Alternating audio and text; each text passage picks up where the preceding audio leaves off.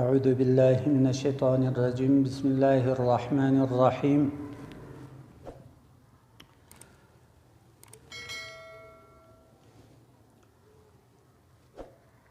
سباب المسلم فسوق وقتاله كفر.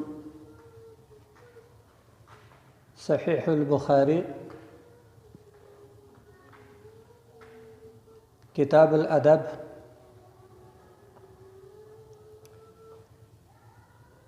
د الله جل جلاله وعم نواله وعز برهانه مهرباني ده چې کفر شکست وخوري او شاته ولاړ سي. دا یو لوی مهرباني ده او بیا وروسته د دې صلح څخه چې د کافرانو سره صلح وشي، د دې څخه بعد بیا د ټولو مسلمانانو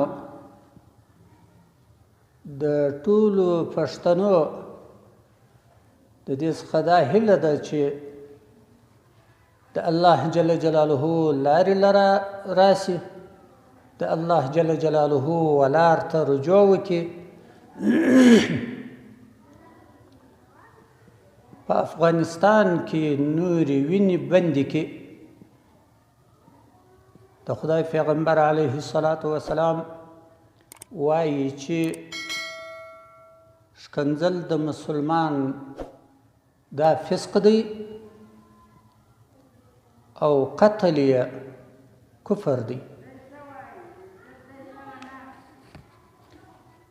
نو بې موجبه ناروا قتلونه د دې څخه باید د مؤمن مسلمان ځان وګوري. افغانان باید د چوکۍ خیال ونه ساتي. افغانان باید د الله جل جلاله د حکم پیروان سي.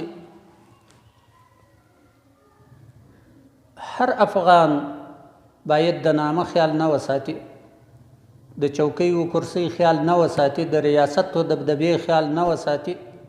د الله جل جلاله و امر ته و حکم ته غاړه کښېږدي. دا بې ځایه وینې تویېدل د مسلمانانو دا بندې سي باید یو لوی کار دغه دی چې باید وسي. مسلمانانو وینې تویې سوې چې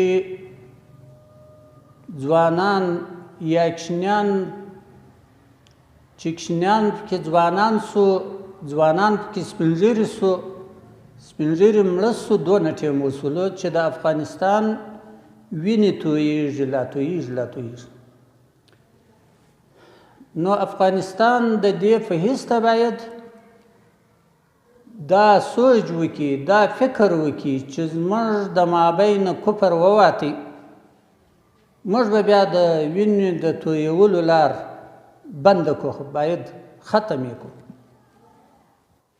دا د مسلمانانو دپاره کافي خبره ده چې آخرت ته توجه وکړي، د الله جل جلاله و حکم ته تسلیم سي، بس د وینې تویول نور ختم کړي. وما علینا الا البلاغ.